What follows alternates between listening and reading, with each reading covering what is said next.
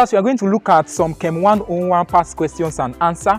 Now, let's start with the first question. The first question says, a species with atom. Before we go to solving the first question, please make sure you subscribe to this channel and also turn on the notification button so that you'll be notified whenever we post a new video. Now, the first question says, a species with atomic number 8.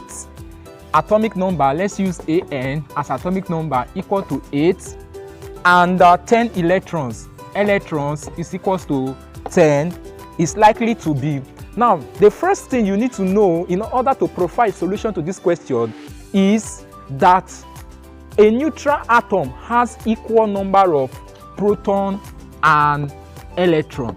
Every neutral atom has equal number of proton and what? And electron. And the number of proton is equal to the atomic number. Now, if the number of proton is equal to the atomic number, that means that the atom has what? Atomic number of 8. It has 8 protons, and definitely it must have how many electrons? It must have 8 electrons. Now, but because it has 10 electrons, what does that suggest? It suggests that it must have gained how many electrons? It must have gained 2 more or 2 additional electrons. Are we getting it now? Because of the 2 more additional electrons that it has gained, that is the reason why it is having what? 10 electrons to become a negatively charged ion. So whenever you have an atom in such a way that the atomic number is lesser than the number of electrons, it means that that atom has gained what? Electrons. Are we getting it now? So whenever atom gains electron, it becomes negatively charged, and negatively charged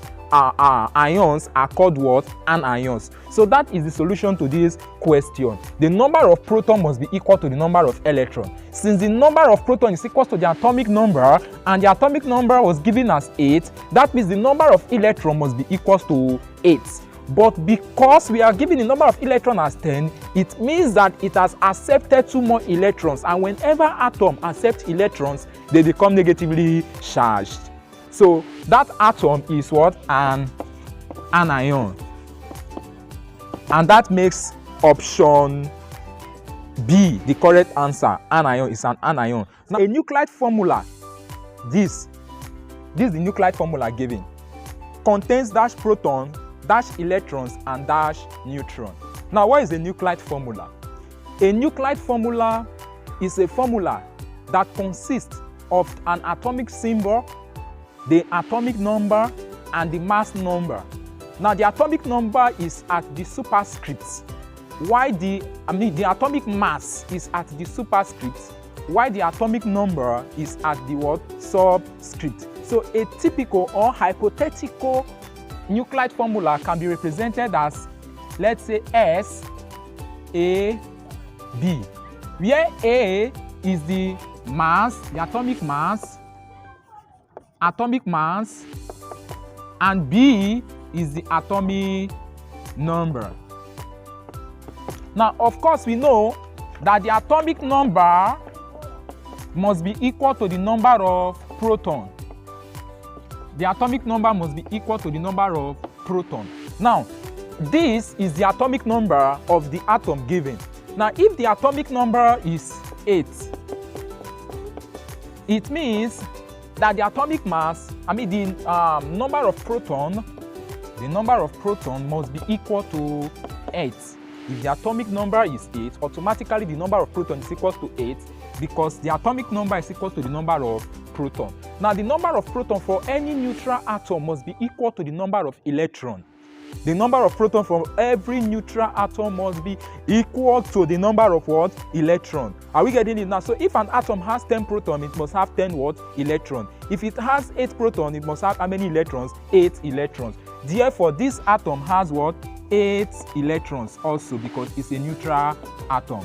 8 electrons, 8 proton. Now, the next thing is the number of neutron. The number of neutron.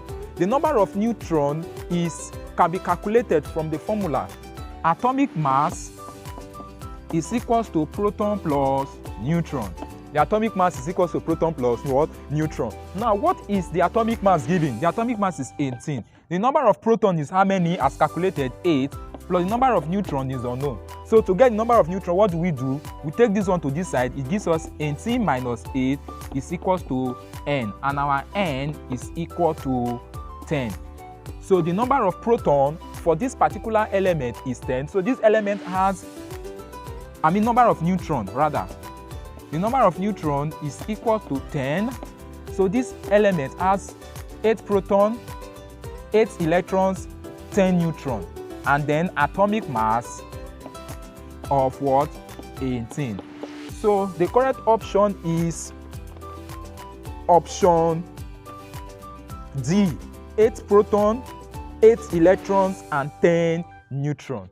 8 protons, 8 electrons, and 10 neutrons. Now the next question says, what is the most stable ion from aluminium?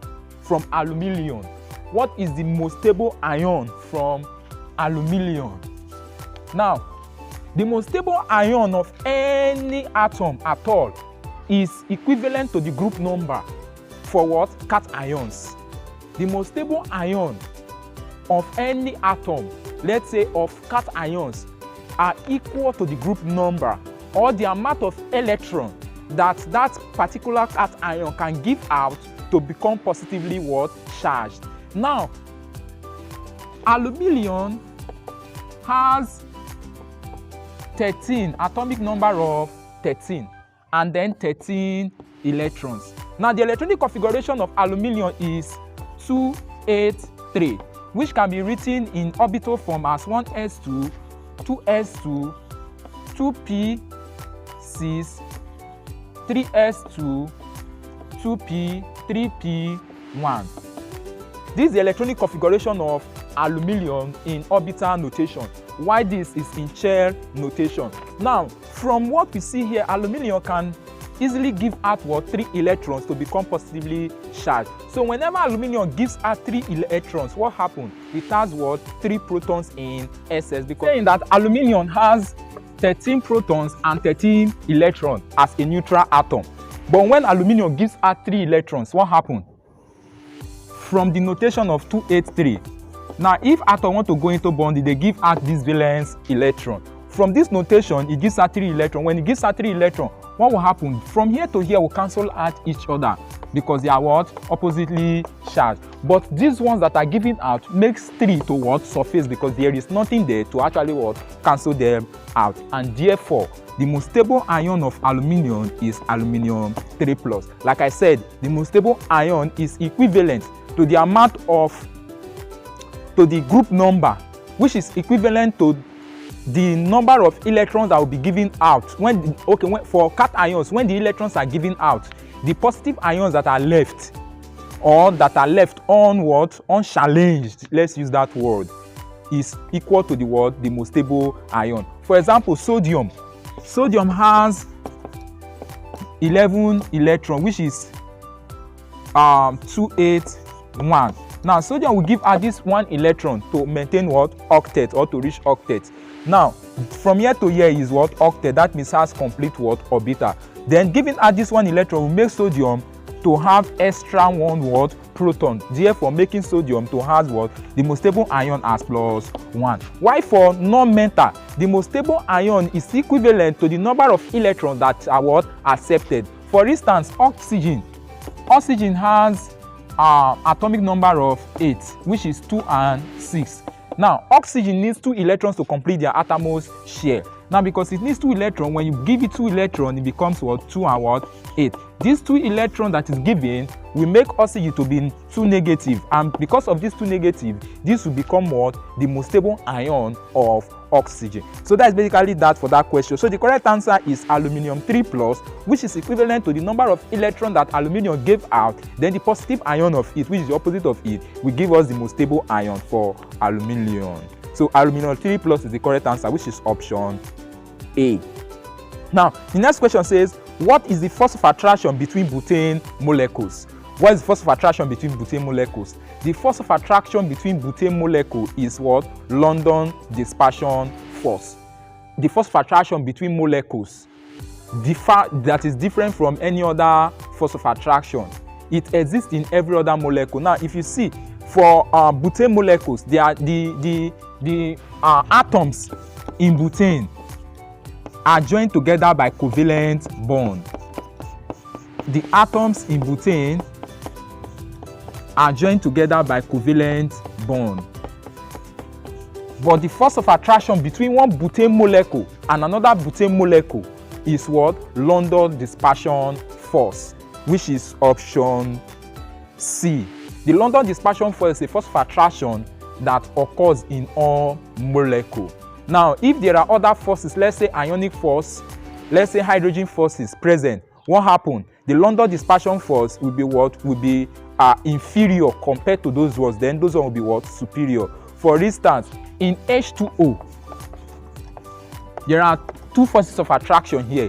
We have the London dispersion force and we have what? Hydrogen bonding. We also have ionic bonding. But hydrogen bonding supersedes every other bonding here, making H2O to be what? A hydrogen bonded molecule. Although the London dispersion force is also here, but it's not what? Superior, because hydrogen bond is stronger than what? The London dispersion force, or we can call it the Van der Waals force. So that is basically that for that question.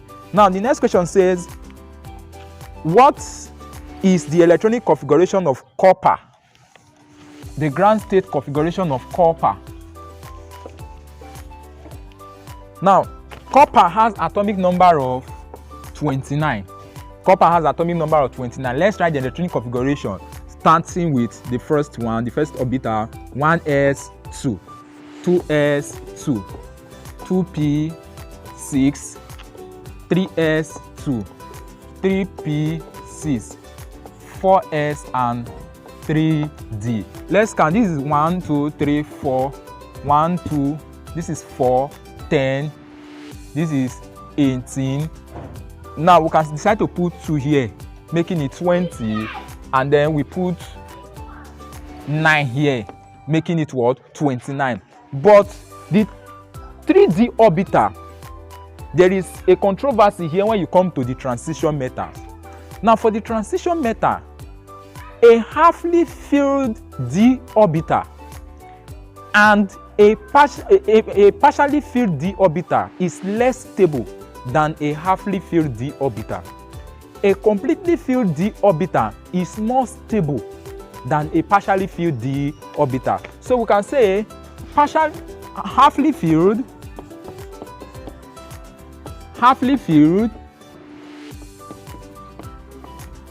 completely filled,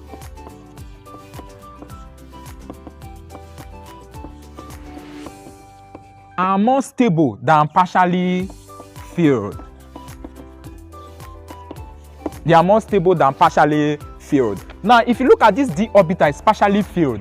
Now, we can move one electron from this s orbital to this d orbital for it to be what? Fully filled. Now, because we have the leverage to do that, the electronic configuration of 3d9 cannot what? Hold, because we can easily move one electron from here to here, and that gives us 1s2, 2s2, 2p6, 3s2, 3p6, 4s, 3d.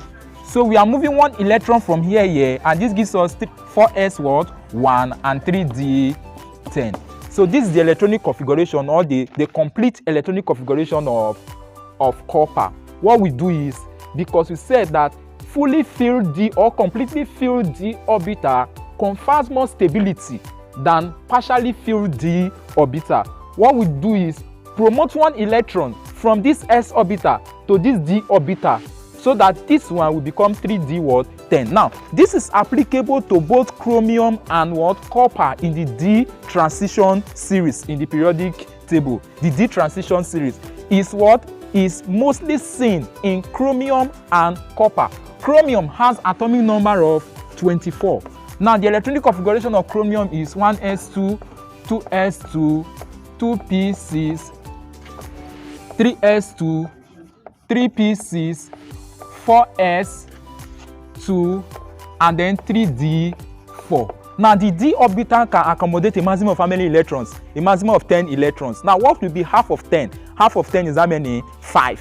Now the d orbital will be more stable if you have 5 electrons here than when you have 4 electrons here. So what do? We promote 1 electron from the s orbital to the d orbital so as to attain what? Stability. So this gives us 4s1 and 3d5, and this is the what? Accepted electronic configuration for chromium. So this abnormality is seen in both chromium and what? And copper in the periodic table for the D transition series. Of course, you can also see it in other transition series like the F transition series. But for your level, this is where you what? You learn it. This is the level you should what? Stop. So that is basically that for that question. So the complete electronic configuration for copper is 1s to 2s to 2 pieces, 3s to 3 pieces, 4s1 and 3d10. In most cases, you can have the condensed. They may give you the condensed. Now, what will be the condensed? You look for the nearest noble gas. The nearest noble gas here is what? Is argon. Argon has atomic number of 18. So let's count 18 from here. This is 4. 2 plus 2, 4. This is plus 6, 10. Then plus this what? 10 plus 8 is 18. So from here to here represent the electronic configuration of argon, and thus we can say this is argon in brackets. Then we have 4s1 and 3d10. So this is the condensed electronic configuration for copper. Same thing is applicable here. We can decide to say this is argon. Then we have 4s1, 3d10. So that is that for chromium and copper, whichever one that is given to you, because this question usually comes out in most exams. Whichever one that is given to you is carried. So that is that.